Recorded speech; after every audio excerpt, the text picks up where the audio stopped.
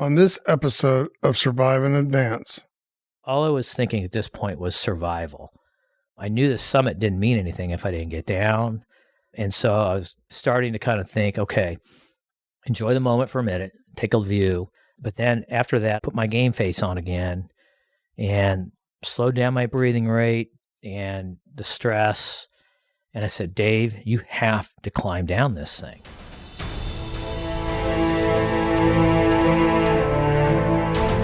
I'm Paul Estridge, and this is Survive and Advance, a show from the People Forward Network. Now let's learn to face life's greatest challenges and move forward together. Dave Carter is a survivor. That might seem obvious when you read his resume: businessman, mountaineer, climbing guide. But those titles don't make him a survivor. Dave has spent his life learning to survive in the most extreme conditions, where a single decision can often be the difference between survival and death. In this episode, Dave shares the story of his 2 expeditions to Mount Everest, how he nearly lost his life on the mountain, and the lessons that helped him survive where many others didn't. As you listen, you'll learn how to turn failures into fuel for your success and why the principles of survival apply to all of life. In 1991, I was asked to go on an expedition to Everest with a very small group of Americans. First time in the Himalayas, first time in Asia. And I was totally intimidated by the whole situation. Going to Nepal, and walking through Kathmandu, a third world country, it was a shock to me. Culturally, the long flight over, but, I was looking at the Himalayas, something. And how old were you? I think 24 or 25. Very young. Yeah, pretty young. But I also realized the risks involved in this venture. So in 91, we spent about 3.5 months on Everest. And one of the guys on the team, Vister, summited. And we had 7 of us, and Ed was the only guy that summited.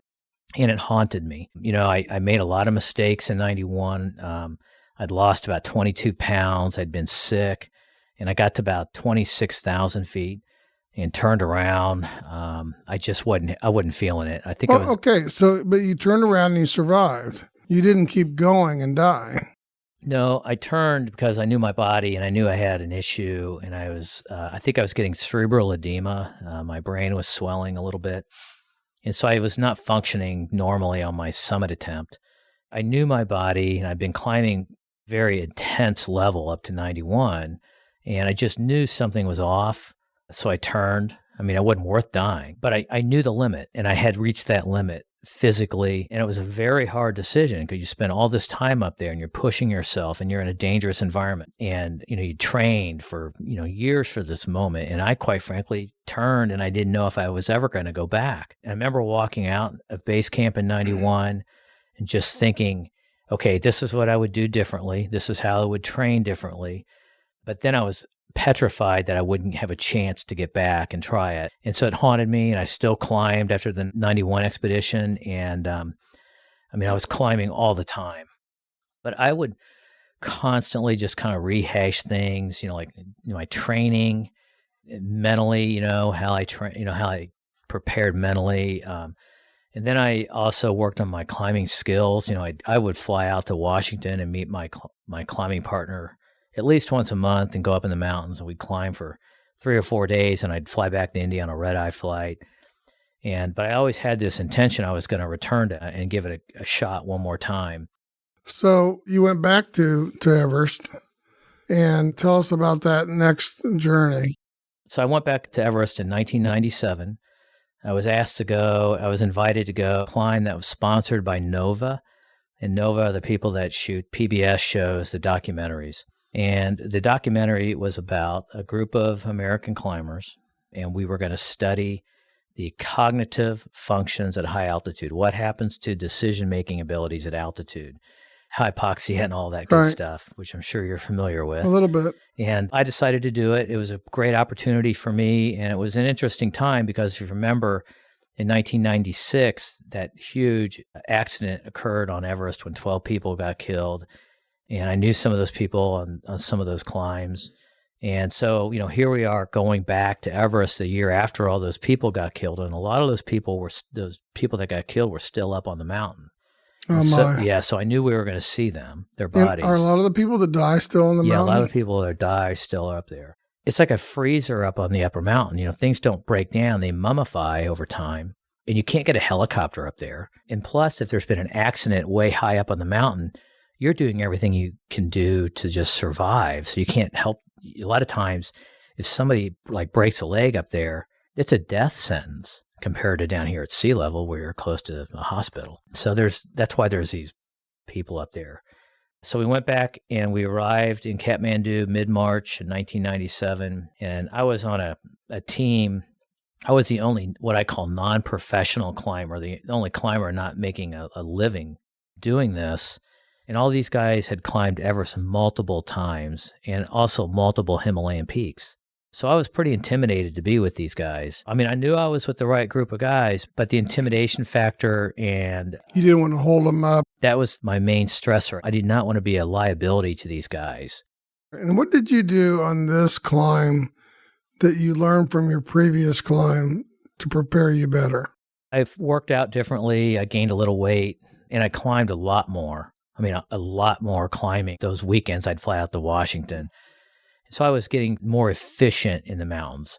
The key to climbing big mountains is efficiency and saving energy and not expending a lot of energy and walking at a pace that is not too slow, but also doesn't take a lot of calories.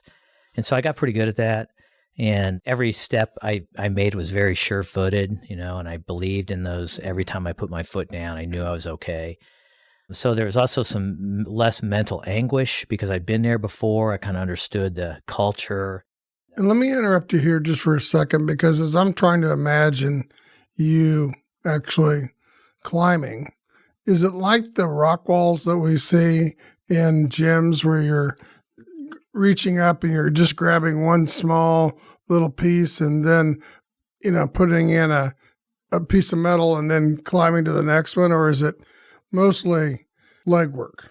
I'm going to say it's mainly leg work and staying away from those areas and climbing around that area as long as it's not too dangerous. And there are sections that are like that on the mountain. And the key is to find the safe route through the ice fall, which is this area right above base camp where the glacier is moving rapidly because it's calving off 2,500 vertical feet, things like that. And so mountaineering is kind of a mixture of all that. You're not a specialist in just rock climbing or ice climbing like waterfalls or anything.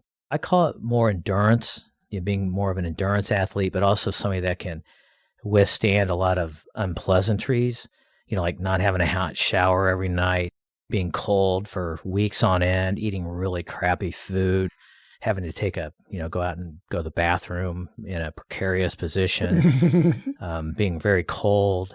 And, things like that. And that kind of stuff wears somebody down. It just kind of slowly wears you down. You learn how to suffer, I guess is the word, and make it not control you, but you control the suffering.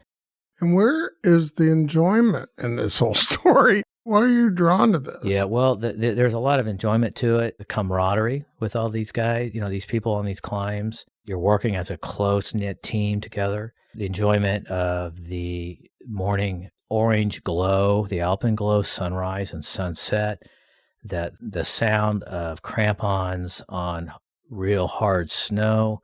You're pushing yourself to the limit, sitting down in your tent at night after you've climbed well. The views are spectacular. Knowing you accomplished your goal that day, things like that. So there's just so many little things about it that it's so hard to explain. Can't explain all that. Tell us how slowly you're moving when you're climbing on Everest.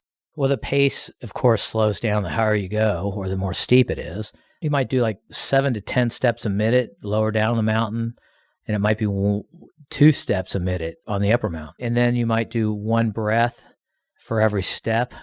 And then it might be 5 breaths for every step close to the summit. It's not a spectator sport. It's pretty slow moving up there. So it's slow go. And when you're breathing and you do pressure breathing up there and you inhale normally, but you exhale, it sounds like that.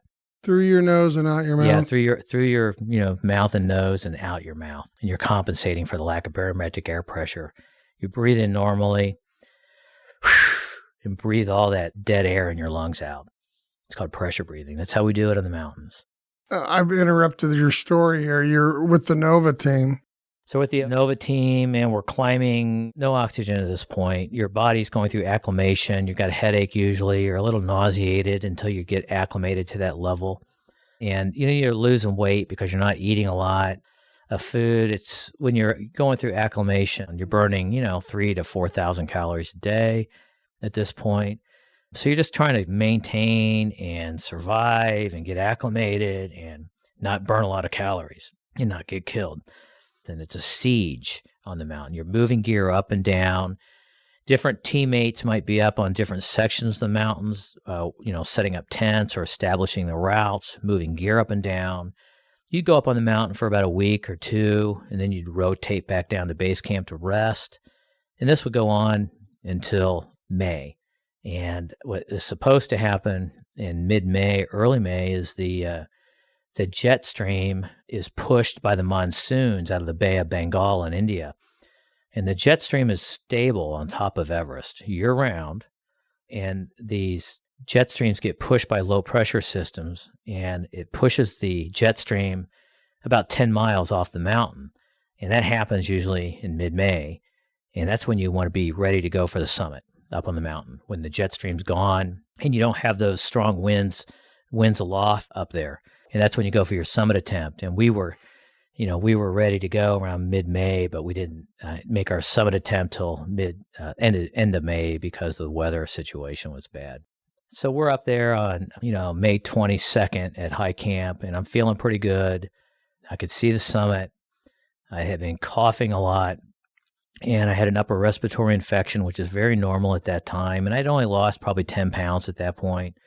So I was pretty strong. I was fit. I was mentally good to push myself. And they're filming all this, right? Yeah, they're filming this. And the Nova people would film us at each camp, and they would do these cognitive ability tests. David Brashears was the guy that would film us. And he had a hard job because he'd climb all day, he'd film all day, and then he'd, get in camp and he'd film us taking these tests. And it'd be Ed Viesters and I and David and myself taking these tests. And, our blood oxygen sat level at, above 23,000 mine would be like 70% maybe. Oh my gosh. But we were acclimated and we were functioning. 70%? I've been at 70% yeah. for the wrong reasons. Yeah. And how do you, and you're still not on oxygen? Not yet.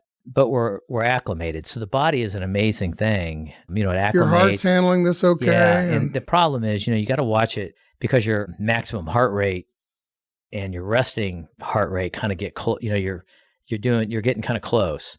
And so, you can't push yourself as much. And, walking at that elevation, like at 26,000 feet, is like every step is a major breath. I believe that. But we went on oxygen. I started sleeping on oxygen and going on oxygen around 23,500 feet. How did that feel? It helped, especially at night. It kept me warm because, you're creating all these red blood cells to move the oxygen through your system. And your blood starts to kind of coagulate a little bit. And so your peripherals get real cold. Yes. Your fingers and toes and your face.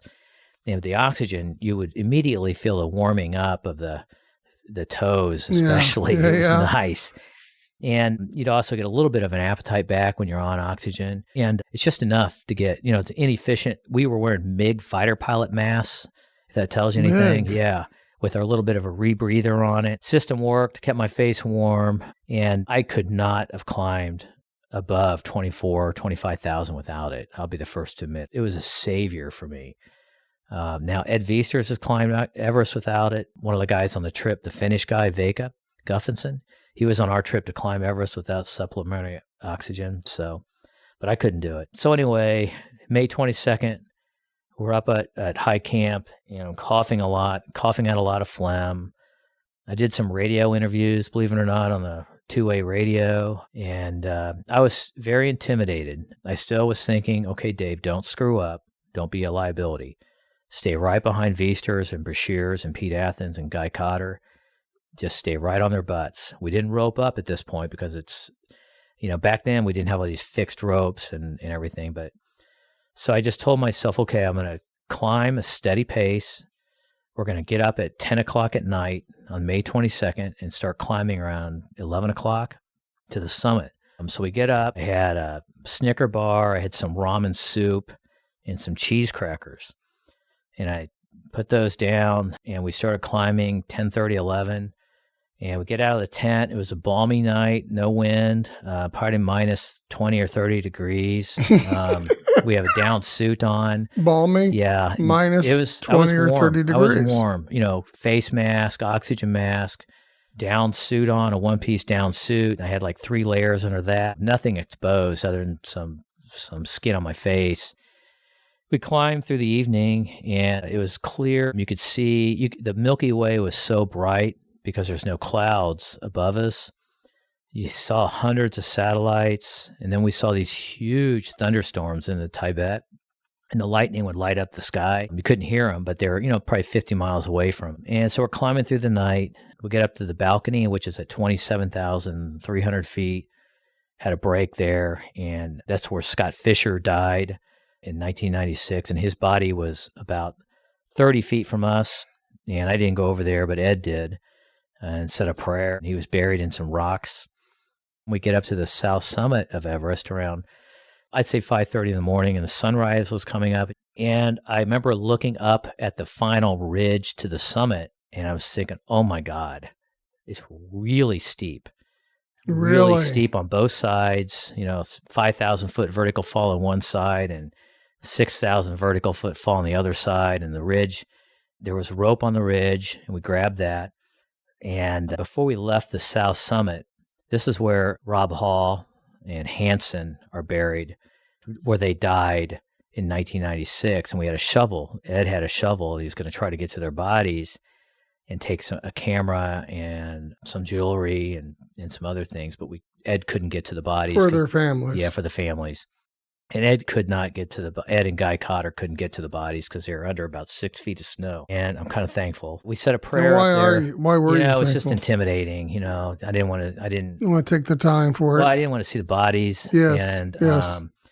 So seeing death while you're facing the potentiality of dying has got to be an incredible experience. Up there, it's different because you're hypoxic. And I don't think you have that. At some point, you just kind of turn into a robot. And all that training, all the climbing, all the efficient walking in the mountains started to pay off. You just climb, and you're a robot, 1 foot in front of the other, your breathing rate. It's all kind of slow-mo, and you don't have the emotion. Sure. I can see that. Yeah. So we started climbing. Once again, I kept on telling myself, don't screw up here. Just stay right on Ed's butt and Guy Cotter's butt and David Bashir's butt, and don't slow down. Go their pace. Put your foot exactly where they put theirs. Make sure you have your ice axe in the right hand. Make sure the ice axe is anchored into the snow or ice. Memorize the rocks. Memorize the footholds. Memorize the handholds, and climb on. So I got to the summit at 7:10 a.m., and I remember just kind of standing there. I could not talk because if you remember, I had that cold, and I was spitting up a lot of phlegm into my oxygen mask and everything. And I got up there, and I just kind of... Did that bother you at that point in time? No. It didn't. It really didn't bother me. It was just it wasn't, to me, it wasn't worrisome at the time. Okay. But I got up there, I looked around, I said, holy cow, I'm on the summit, and I was looking down at the ridge we just climbed down. And for the first time in my life, I said, oh, crap. The hell am I going to get down? Right. I did have pure fright when I was on the summit, so I didn't enjoy it. Because most accidents occur in the mountain on the descent down. And, a cat can climb up a tree, but he can't climb down. It's the same thing with mountain climbing. So about 90% of climbing accidents occur on the descent down because it's very hard. You're mentally tired. You're physically tired. But you can slide down when you're going down. And you got to make sure you maintain a good stance when you're climbing down. When you go down, is it like going down a ladder where you're in the same position, you're facing the ladder going up, and you're facing the ladder coming down, or do you turn around? You turn around. You climb down. You're facing down on some of these slopes. Most of the Everest slopes you're facing down, but on the real steep ones, you'll turn around like on the Hillary, when you're climbing down the Hillary step, that rock area, you're facing it and climbing down like a ladder very slowly. So you can slip and fall real easily on the way down. So on the summit, we stayed up there 45 minutes, and it just happened to be at 7 a.m. The PBS people were doing a live call back to the U.S. So I get up there, and David Brashears is on the phone live. I can hear him talking to Boston people at WGBH in Boston. So I knew my parents were listening in. So I was thinking about, oh crap, I just felt like I just got caught with my hand in the cookie jar. So all I was thinking at this point was survival. I knew the summit didn't mean anything if I didn't get down. And so I was starting to kind of think, okay, enjoy the moment for a minute, take a view. And I looked around, took some pictures. Ed took a picture of me on the summit. I had some flowers from a friend who had died in a climbing accident, and she was from Indianapolis. And she died a few years before in Washington on a mountain. And I put those flowers, dried flowers out, and they flew into Tibet. And that I had a lot of emotion for that. But then after that, I put my game face on again and slowed down my breathing rate and the stress. And I said, Dave, you have to climb down this thing. I started going through what I'd learned all those years of climbing. Is this the most challenging moment? This was the most challenging moment. At this point in time? At this point in time. And so we started climbing down. Before you do that, it's the most challenging moment you faced probably in all of climbing. You're at the summit. You get a visual now of where you have to go. How did you cope with that? So stress is a killer in the mountains, and panic is a killer anywhere. So I got up there and I micromanaged my steps, because if you look at a goal and like let's say if you're at base camp and you're going to climb Everest, and you get at base camp and you're looking up at the mountain, which is at 9,000 feet, and you're at 17,000 feet, and you've got months in front of you climbing, you get overwhelmed and you can't accomplish anything. You stress out. And the same thing on the way down. So I broke it down to each step, each breath. And then you could get into each sections at a point, each 100-foot sections. You get to the Hillary step, you break it down for the Hillary step going down. So you break it down. And that's how you do on big decisions on anything in your life. You know that feeling when your heart drops? We all have that sometimes. When something starts to happen and your heart drops, it's kind of a mini panic, Did you have any of that when you're going down the mountain where you're like, oh, like I may have just done something bad? Yeah, I did. I mean, I did when I was on the summit, because I had time. I'm on the summit, so I have time. I'm not walking. I'm not having to hold on. Busy. Yeah, I'm not busy. I'm looking around, and that's when the intimidation comes in. And when you have time to think, and your brain can really screw you up on anything. And so that's kind of what happened. I just accomplished this big goal, and then you realize, oh crap, I got to get down, or it doesn't mean anything. So you're coming down. You're coming down, and kind of climb down about 100 feet from the summit, and all of a sudden, I can't breathe for a minute. I've got all this phlegm in my throat. Did you know that's what it was? Yeah. And I was choking on it. I couldn't spit it out anymore. It was like model airplane glue that's kind of almost hardened. Dried. You can still move it. And I couldn't spit it out. I ripped my oxygen mask off. In a kind of a panic or a thought attack. through? I had a panic attack. I was saying, oh crap, what's going on? And Ed Viesters was right behind me. He realized something was going on, and he turned around and yelled at me. He goes, what's going on? And I said, I'm having problems breathing. And he settled me down. He said, look, I'm going to stay with you. Just breathe, slow it down, just like we were talking, and put the oxygen mask on. He goes, I'm going to stay right behind you, and I'll help you, and I'll follow you down to high camp. And that calmed me. And I was still having a hard time spitting out all that phlegm. And about 11:15, we get to high camp at Camp 4 at 26,000 feet. I put my pack down. I sit on my pack. One of the Sherpas comes over with a big cup of hot tea in my red cup. I vividly remember it. And I started to drink it, and I couldn't drink it because of all that phlegm in my throat, and I'd vomited it back up. I looked at Ed, and I go, I got to keep moving. I can't go in my tent and rest and spend the night tonight here. I got to keep moving down. I just knew.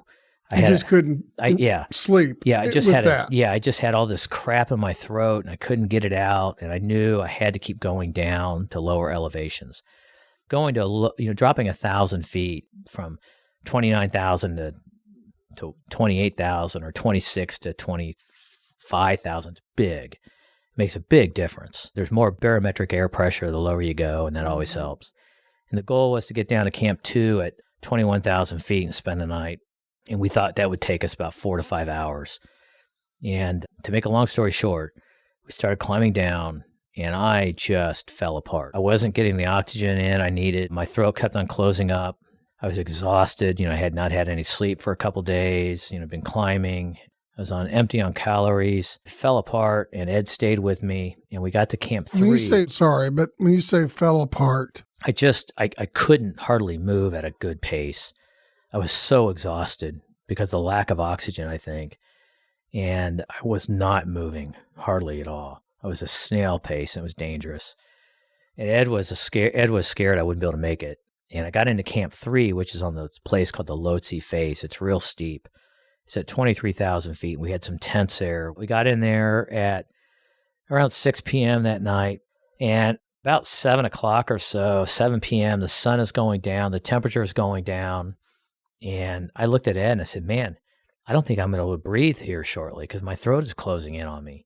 And I went into respiratory arrest around probably 8 p.m. I could not breathe. I was clogged. I was like choking on. That's a deep panicking moment when you think this is it and I'm going to die from suffocation. Yeah, I was panicked. Severe hypoxia. And at this point, I was thinking of 3 things at this point because I was checking out. I mean, I knew I was close to death. And I told Ed I might be able to breathe in about 2 or 3 minutes. He got on the radio and was talking to our doctor down at base camp, Howard Donner. But I was thinking of 3 things at this point, and the number one thing, I was now a liability to my climbing team. Ed was trying to save my life. There was team members up at Camp 4, and there was some Canadians who I knew down at Camp 3 that were mobilizing because they knew I was in great distress, and I was embarrassed because of that. And that mobilizing mean to what? come up and help me, I see. Or come down, come down from Camp 4. Or come up from Camp 3. And I was bummed because they were risking their lives at night to save my sorry butt. And the other thing was I was concerned, I was close to checking out, and I had not told my parents that I loved them before I left because I was a young kid, macho man. And so that was weighing on me. And then I also thought at the time, if I die, I was unsure. Maybe I'm going to warmer climates after I might die. I didn't know. All that crap plays back. Sure. All those mistakes and everything. It's pretty normal, I think, for a lot of people. So all 3 of those things were playing. And about 8:30, I couldn't breathe. And I heard Howard Donner say, give Carter the Heimlich maneuver. So I got on all 4s, and the sun is going down. It's cold, probably minus 20. I'm in a down suit, just climbed Everest, no sleep, exhausted. Ed gets behind me, and Ed is a veterinarian by trade, so he had a lot of medical background. And he gives me the Heimlich maneuver, and I could force it. It forced that air out and some of that phlegm out. And I was able to breathe through those maneuvers, and they would last for about 2 to 3 minutes. And I had not urinated at all that day. And if you ever give somebody the Heimlich maneuver, it's like milking a cow. I didn't know that. Yes. And most of these people pee, and I was peeing in my down suit, and when down gets wet, it loses its insulating ability. Right, and it gets more cold. It gets cold. Yeah. So it was pretty grim. Oh, my. So from 8:30 that's the least of your worries right now, right? So from 8:30 to 12:30 at night, this went on and off. About every hour, Ed would give me the Heimlich maneuver. And around 12 o'clock at night, I think that was the time. It was really grim. I was exhausted. I was bruised up. Ed was exhausted. Ed was sweating. I mean, he was wasted. And it was a long freaking night. So I look at Ed around 12:30 and said, Ed, it's coming on again. So we had this rotation. We got pretty efficient at it. I would just kind of roll over and hang out the front of the tent, and he'd give me the Heimlich maneuver, but I could tell he was getting tired. And all of a sudden I said, Dave, if I'm going to live through this, I've got to do something. I got to do something right Well, now. wasn't there a call on the radio? Yeah. We were getting ready to do a tracheotomy too. And Well, but I think Ed called down and said, yeah, he said, I'm dying. you were dying. Yeah. And I was dying. And at that point, I kind of just said, I can't die. And I had an adrenaline rush. And I remember putting my hand in my mouth, and I just ripped out this huge chunk of phlegm, threw it on the snow in front of the tent. And you had to go way down deep because anybody that's got phlegm in their throat, it's not on your tongue. It was everywhere. It was like a dry heave too. It was like a vomitous type deal. And so I did that, and this big phlegm, the size of a piece of a brownie, came out. It was bloody and nasty. And I remember rolling back in the tent, and I said, "Oh my God, I got it. I got it." And I could breathe again. I could breathe, and it kind of opened up the airway. And it was a moment. I remember I had a headlamp on. Ed had a headlamp on in the tent. It was dark, but there was all this steam in the tent from my urine and sweat. And I just remember looking at Ed saying, "I'm going to live. I'm going to live. I got it. We got it." So this thing was ejected out. And there was some humor in the whole thing because Howard Donner was down at base camp. He'd be screaming in the radio what's going on during these episodes. And finally, Ed got on the radio to Howard, Dr. Donner, and he said, "Carter just got this thing out of his throat." Made it back down, of course, off the mountain. And a couple days later, it got back down to base camp, just totally fried, exhausted, bruised, knowing that I just almost died. It was very intimidating and humbling. It still is. There's a couple lessons that you would want to make sure that people take from your stories. What would they be? Oh boy. I've never looked at myself as somebody to teach other people anything, but one thing in life, I have a really good sense of humor. When I make a mistake, and I laugh at it a lot. I think humor is key, especially these days. Find something to enjoy and laugh about. Laugh at yourself. And you got to be humble. None of us could get in our station in life without other people helping us. But also the big thing is preparing. And you got to prepare yourself, and you got to learn yourself. You got to teach yourself things, and you learn from other people's mistakes and victories. And always observe, why does that person fail all the time? Or why does that person always win? What I'm hearing you say is that we need to live each day intentionally and not just sloppily go along and let it happen to us. Yeah, that day could be your last day.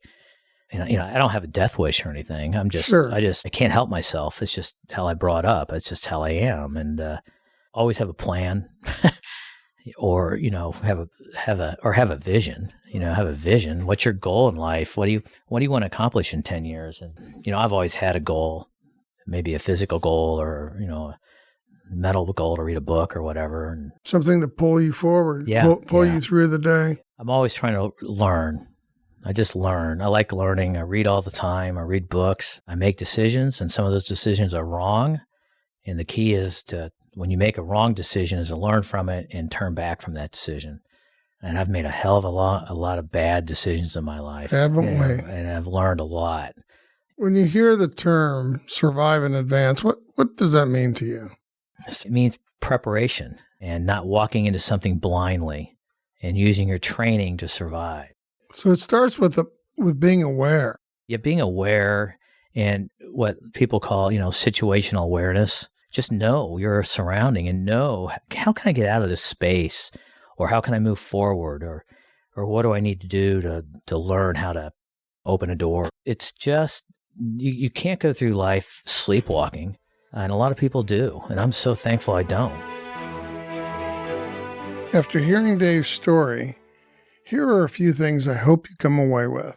First, it's not enough to survive. You must advance. Sometimes surviving simply means not stopping where you are. This is when I talk about not quitting and the principles of survival. You just can't quit. You've got to keep going. Even though you want to, even though you're tired, you've got to keep going. What we heard Dave say is, in order to advance, in his example, keep climbing, you have to break it down. All he had to do was focus on the very next step. If he looked up and saw how far he had to go, it would be daunting. So he doesn't do that. He knows what he has to accomplish. You will know what you have to accomplish, but break it down into the next step, and then the next step, and then the next step. And the entire time, remember to breathe. Another takeaway from Dave's discussion was that he is a grateful person. And if there's anything that I think can be transformative in our lives, is to be continuously, every day, grateful for the life that we have, and even grateful for the difficult circumstances that we face. Even changing our mindset to looking at the hurdle or the challenge that you're facing as something you're grateful for is when you become the strongest in your entire process. Is that you look at what you're facing as something you're actually thankful for. I can remember a few days after I got home, after 2.5 months in the hospital, ICU, I was praying. And I remember thinking, can I actually give thanks for what I had dealt with? And since then, I can say I'm glad that I'm a different person. I'm grateful for what I experienced. And that's something Dave also expressed, is after going through his near-death experience on Mount Everest and getting through it, he's grateful for the entire experience. Thanks for listening to Survive and Advance, a show from the People Forward Network. I'm Paul Estridge, reminding you to keep moving forward and always be grateful. Let's stay connected.